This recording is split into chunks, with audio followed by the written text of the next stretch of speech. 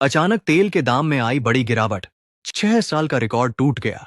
क्या भारत के लिए भी आई बड़ी खुशखबरी? दोस्तों, आज की सबसे बड़ी खबर यह है कि तेल की कीमतों में 6 साल का रिकॉर्ड टूट गया।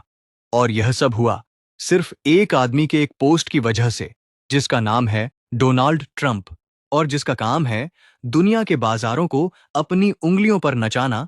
और इस खेल में वो बेहद ही माहिर हैं। दोस्तों, 2020 के बाद पहली बार तेल की कीमतों में इतनी तेज गिरावट एक ही महीने में आई है। और यह गिरावट किसी युद्ध विराम से नहीं आई, किसी समझौते से नहीं आई, बल्कि आई है ट्रंप के एक सोशल मीडिया पोस्ट से, जो उन्होंने अपने ट्रुथ प्लेटफॉर्म पर लिखा। और दुनिया भर के निवेशक उस पोस्ट को पढ़कर बौखला गए। ट्रंप ने लिखा कि मैं स्ट्रेट ऑफ हॉर्मुज से अपनी नाकेबंदी हटा रहा हूं। फंसे हुए जहाज घर वापस जाएंगे और मैं सिचुएशन रूम में बैठकर अंतिम फैसला लेने वाला हूं। बस इतना लिखा और बाजार पागल हो गया। तेल धड़ाम से नीचे आ गया। अमेरिकी शेयर बाजार एकदम हरे रंग में रंग गया। और दुनिया भर के लोगों ने सोचा कि भाई शायद ईरान से समझौता हो गया। यह ट्रंप का पुराना और आजमाया हुआ खेल है। मार्च में भी यही हुआ था, जब उन्होंने कहा था कि ईरान के साथ प्रोडक्टिव डिस्कशन चल रहे हैं। उस दिन भी बाजार उछला था, तेल गिरा था।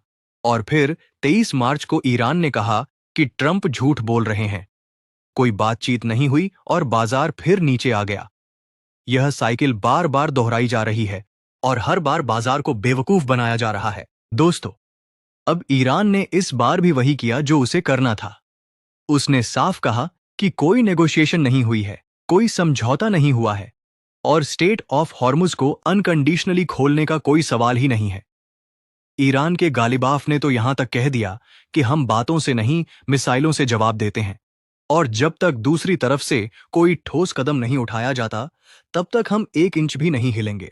इस बीच स्टेट ऑफ हॉर्मुज का मुद्दा और गंभीर हो गया है, क्योंकि दुनिया के तेल व्यापार का बड़ा हिस्सा इसी रास्ते से गुजरता है। अमेरिका कह रहा है कि रास्ता खुल सकता है, जबकि ईरान अपने रक्षा सिस्टम को सक्रिय कर रहा है। दोनों तरफ से बयान बिल्कुल उलट हैं।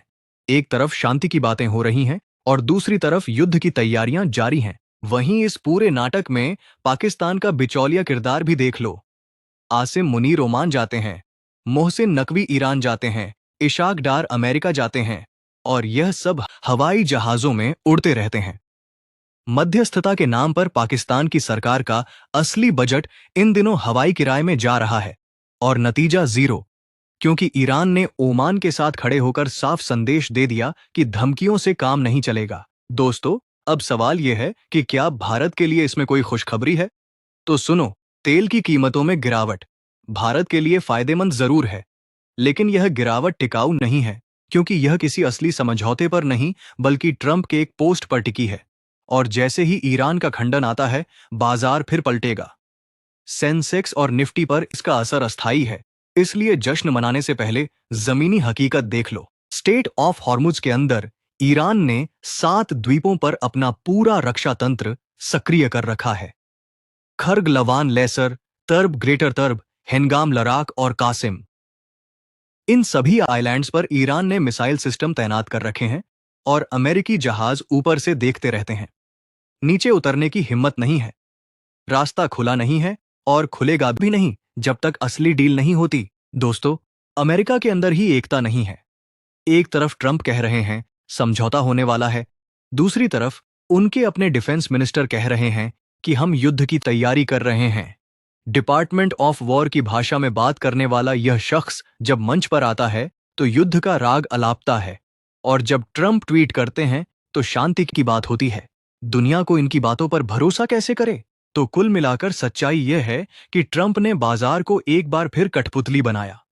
तेल की कीमतें असली वजह से नहीं गिरी हैं, बल्कि एक झूठे संदेश से गिरी हैं, जिसे ट्रंप ने ट्रुथ नाम के प्लेटफॉर्म पर फैलाया। ईरान ने साफ मना कर दिया है, समझौता नहीं हुआ है, हॉर्मुज नहीं खुला है, और दुनिया के बाजार फिर असलियत की तरफ लौटेंगे। इसलिए दोस्तों, इस खबर को समझो, जागरूक रहो, और अगर चैनल पर नए हैं तो अभी सब्सक्राइब कर लो। धन्यवाद।